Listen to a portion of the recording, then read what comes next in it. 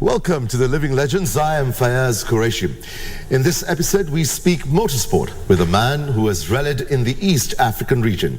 He had the chance to see the rally-mad side of the late Ugandan strongman Idi Amin. In his rallying career, he has driven some of the best prepared rally cars and been a navigator in his later years. He was the founder leader of the Special Olympics movement in Kenya and is on the board of the Association of the Physically Disabled Persons of Kenya. Our guest tonight is Mohammed Anwar Khan. Anwar Khan, welcome to the Living Legends. It's great to have you on board. Thank you very much, Fayaz Qureshi, for hosting me. And it's really an honor for me to be here today. It's great to expand my views on rallying in Kenya, what has been in the past, the present and the future about rallying. Great. Let's get rolling. Tell us about your early life and education.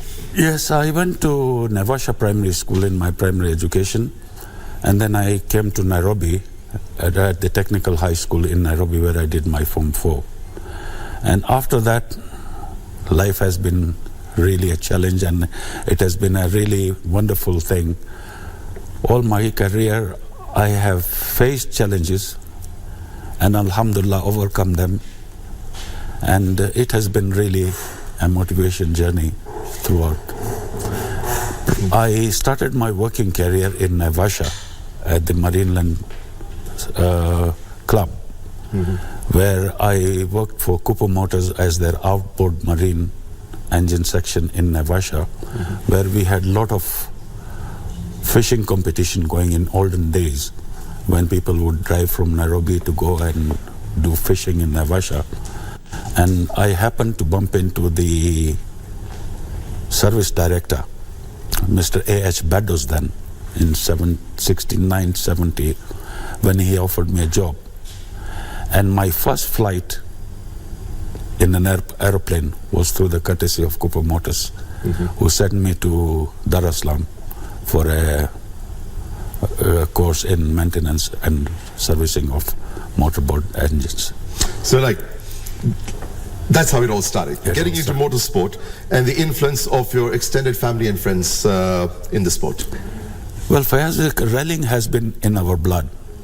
Right from the early 70s, when my late brother Captain Ayub Khan and Aslam Khan, who were just graduates from the Air Force in Kenyan Air Force, decided to try their hand in rallying. And being a crazy thing, they had a Fiat 850 Coupe, KKY 133, a standard car. Right. And they just decided we go. So we all brothers and friends got together and drove all the way to Embu, where the rally was starting. And the first rally was the Isaac Walton Rally in 1971-72. And then on, it has been a journey, long journey in rallying, and it has been real fun. So tell us about your first rally and how it went for you. For my first rally, I bought a racing car from the late Nazir, which was a racing car. A really hot souped up car, which used to race at the Nakuru, Langa Langa and Nairobi track. When I bought that car, it had the power. It had the roll bar, it was prepared for any... it was all souped up. Yeah. So I raised the suspension up for a rally purpose, and off we went for the Gilfillan Rally.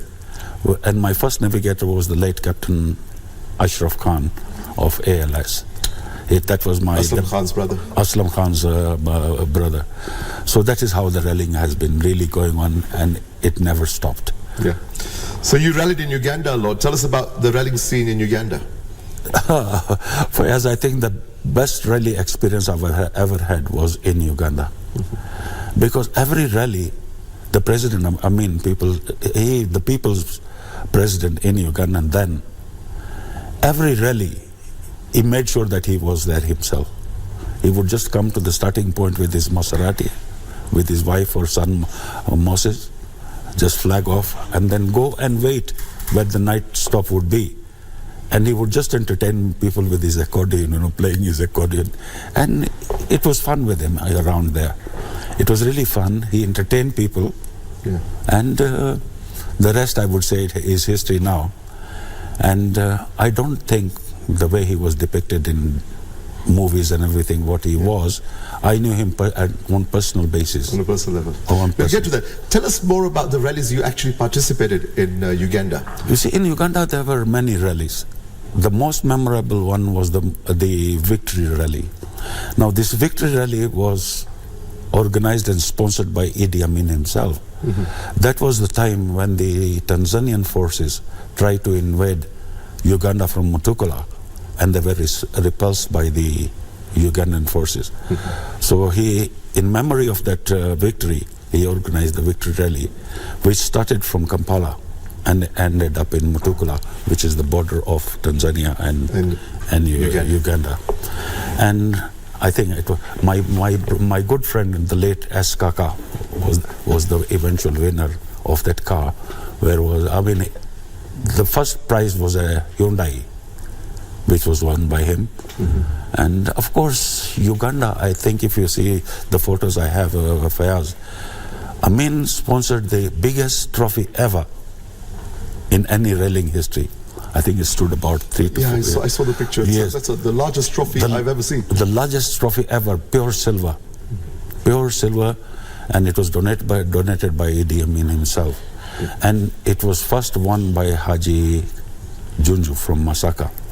Haji Junju was a veteran driver, and Amin really sort of encouraged, and he at one time imported 10 works cars from John Speed in England and gave them to the top drivers, including me, one of them. So you were one of the recipients? I was one of the recipients, and I can still remember the registration number of that car. It was JYE316N. Huge trophy that Idi Amin donated. Just take us back. For which rally was that? The Victory Rally. The Victory Rally? Victory Rally, yes. Oh, yeah. Victory Rally. Wow. That was an amazing trophy. And he was there himself. He was there, Malia Mungu and all the top leaders from at that time of NRM. Not NRM, Idi Amin's regime. Malia Mungu, Mustafa Idris, the vice president. Yeah. They were all there. And it was really a fun. I think for the benefit of our viewers, can you just describe that trophy? Because there hasn't been a trophy like that. No, that has never, no. So can you just kind of describe it for our viewers? It does, I think, I have photos of it. I don't know if you've scanned them. We'll show them, yes. It is the largest trophy ever. We could not put it in a van or something. We had to get an open caravel to carry it, because the winner came from Masaka. Haji Junju lived in Masaka. Right. So to show it to his people, that he has won that. So we drove all the way from Kampala to Masaka to go and, show it to the people around there. Yeah.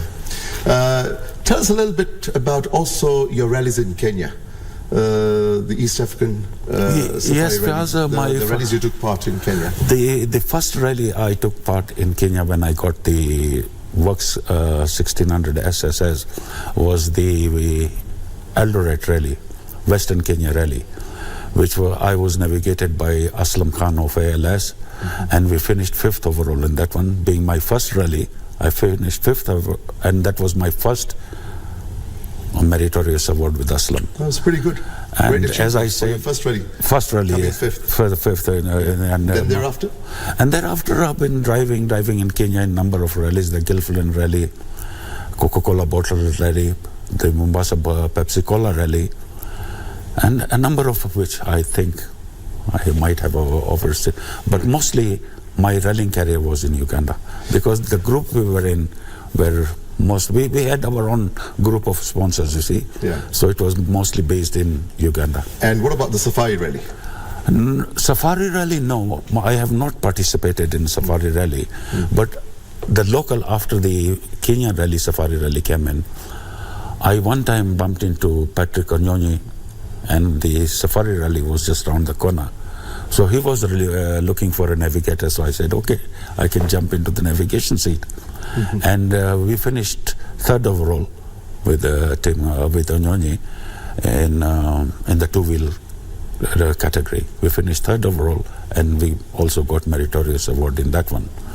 Now, then comes the Guru Nanak Rally, which is the elite of rallies in Kenya because it's considered a very tough rally. Yeah, it's one of the toughest rallies, organized by the Simba Union Club, the Sikh Union, and most of the members of Simba Union are members of the Kenya Motor Sports Federation in the organizing the safari rally, so they know how to get the best routes. So I joined Martin Gitata in that one, and I navigated him in that one. And in that one also, we scooped the Meritorious Award. So I think I have 3 Meritorious Awards under my belt, starting from 1974. Right, so Idi Amin, going back to him again, is remembered for all the wrong things, but he was rally mad, right? What was it like being in Uganda at a time when everyone was fearful of Amin? Because you spent a large chunk of your life in Uganda, nearly 10 years, right? Yes, 10 years of I think that was the best time of my life during Amin's regime. Because we had personal contacts with the whole system, you see. Once you are in the system, then you don't have to be scared. Now, it was at this time that you took a break from rallying due to a tragedy. Tell us about this story. Yes, Fayaz, it was a very unfortunate incident which happened in January 1979. We were supposed to go and participate a rally in Kampala. Now, I was supposed to drive a Saab 99, and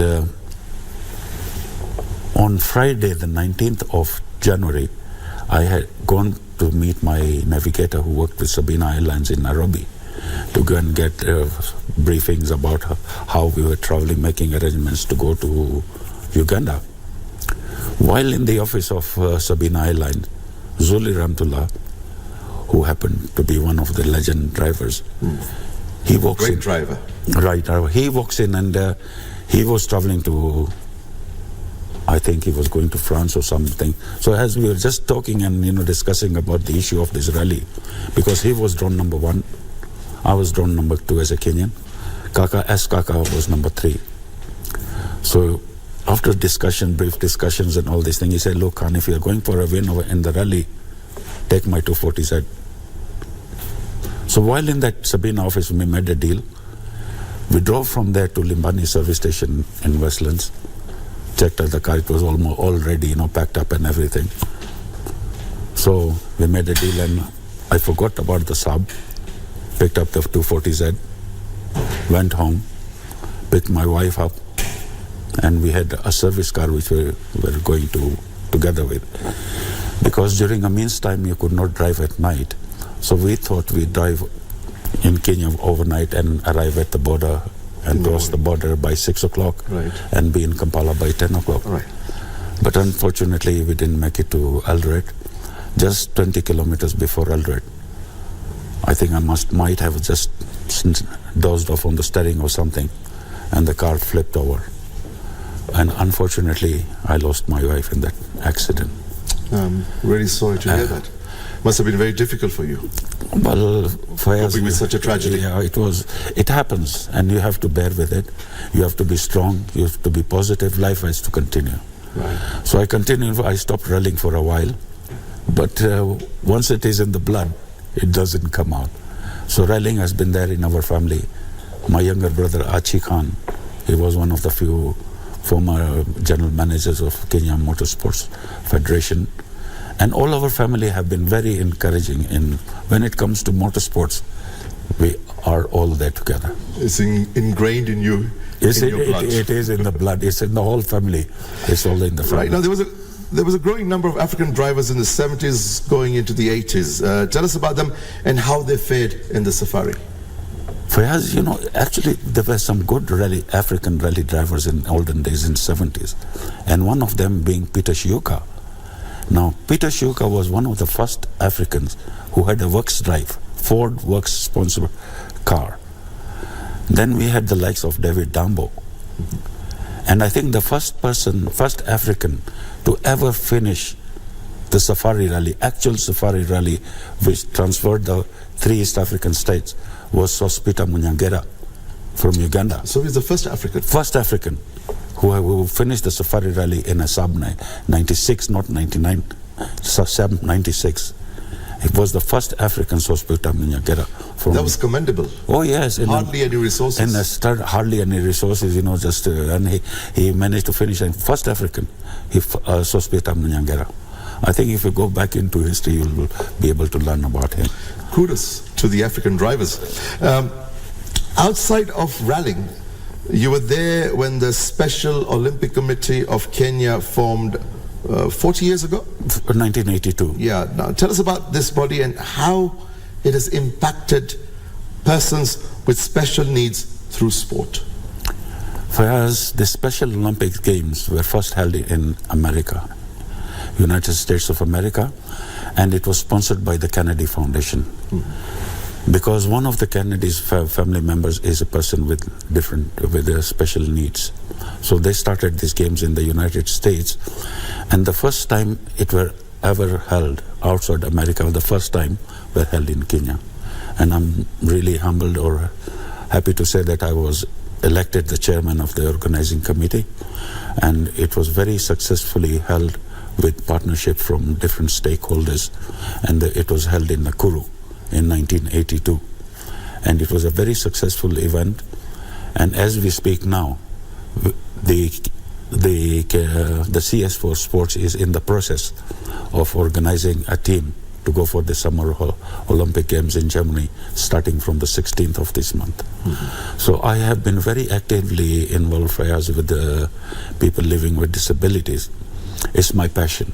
Yeah, you're also on the board of the Association of the Physically Disabled Persons of Kenya. Yes, Fayaz, you see, I have a child daughter in the house.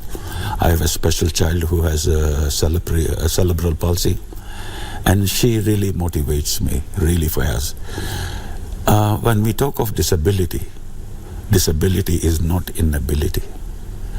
That's a very strong statement. Which needs to register with people. Exactly. When you see somebody disabled, he's not disabled. He's able differently. My daughter, Alhamdulillah, she is a genius. She's unfortunate. Speaking to you earlier on, you speak with extreme pride and passion and honor. She really inspires me, Fayaz. When I have to do things, when I get home, I give her all my feedback, what I've done for the day and what I'm expecting to do in the morning. And before I leave home in the morning, she has to tell me what I have to do today. So Fayaz, they are special people.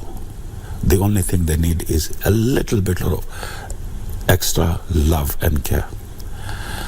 Last year I was inducted... Love, patience, and dedication. Last year, because they are special. They are special.